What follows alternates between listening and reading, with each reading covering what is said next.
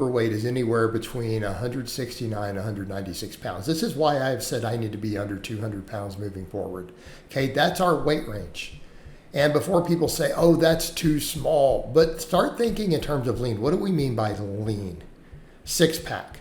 If you have a full visible six pack, not the outline, but full abs, you can see them from a distance. You look at that guy and say, I can see all six abs clearly from 10 yards away when they're shirtless. No love handle, none of that. So 10% is usually a pretty good six pack. So where does that put you? That puts you up to, so around 10% body fat. So people say, well, how big is that?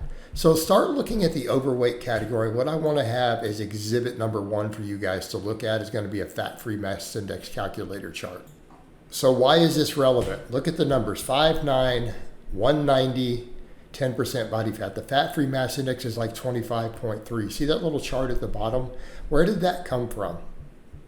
Because there was a big study done a number of years back where they measured body fat, and they took a bunch of samples of like 20 natural bodybuilding champions, like world level. They had national level competitors, and then they compared them with known open steroid users at a gym who admitted to steroids.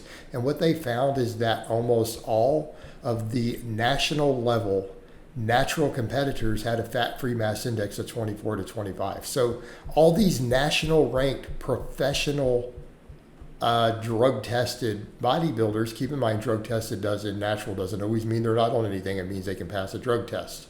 Okay? None of them had over a 25. We understand that when they were lean. None of them had over a 25. What they found in the studies was what? The average, when they went and found gym rats who were serious lifters who all admitted to using anabolics. All of them admitted to currently being on anabolics.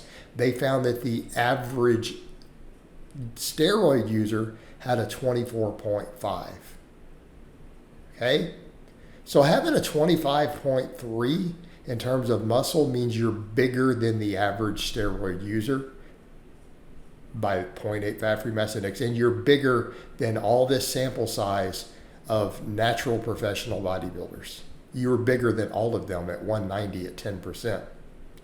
By normal people's standards, in other words, we could look at that and say, based upon that data, it is extremely unlikely that anyone with those stats is not on steroids. We don't want to say completely impossible, just statistically extremely unlikely if you're a betting man. Extremely rare. We could argue, some people would argue it never happens, but we'll account for some outliers. So when we start talking about that, 190 is a non-obese. The obese category is like 200 plus at that height. So 190 at 10% body fat, we are still talking steroid big. That is steroid big. Objectively speaking, since all those natural professional guys at the national level were 24 up to about 24.9. It's bigger than them, and it's still bigger than the average steroid user and their sample size from the study. Okay? We need to have this context.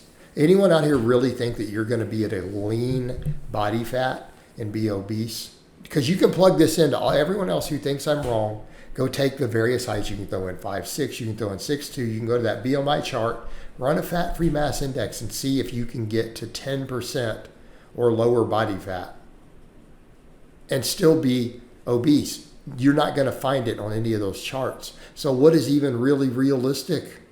We take our next exhibit. Let's take it down further. Let's take it down further. Let's go down to 180. This is 10 pounds less muscle. Fat-free mass index of 23.9, the normalist score. 23.9. Do we understand 10% body fat at 180 pounds at 5'9"? We're now in the range of national level competitive pro card natural bodybuilders. Okay?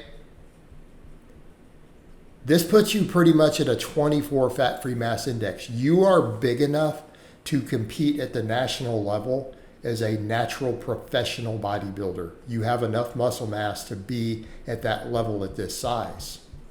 That's big. 10% body fat at 180 for the average height guy is really big. So when we're over here having these conversations at BMI, this only puts us overweight. And this is why I said, really, truly serious lifters can shift into the overweight category. But if we're obese, it's where I'm currently at, why I'm cutting, right? We're in an unhealthy range, and that applies to us as lifters. And people say, well, I'm not overly fat, but you go to get it checked, you might be 24%.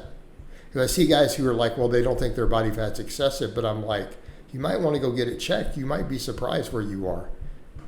Doctors will generally tell you anything over 20% is going to have a negative on health markers. So yeah, you probably are, guys. You probably are really and truly obese. And you're going to see more inflammation in your body. You're going to see other problems with your health. You're still at a higher risk of insulin resistance. Body fat itself creates inflammation.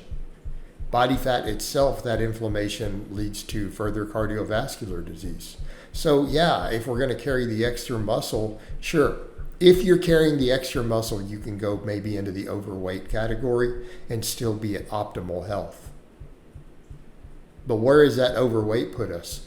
Well, if you go back and look at it, it's about 170 up to about 196, 197 pounds for an average height male at 5'9". You can extrapolate that chart over to your height.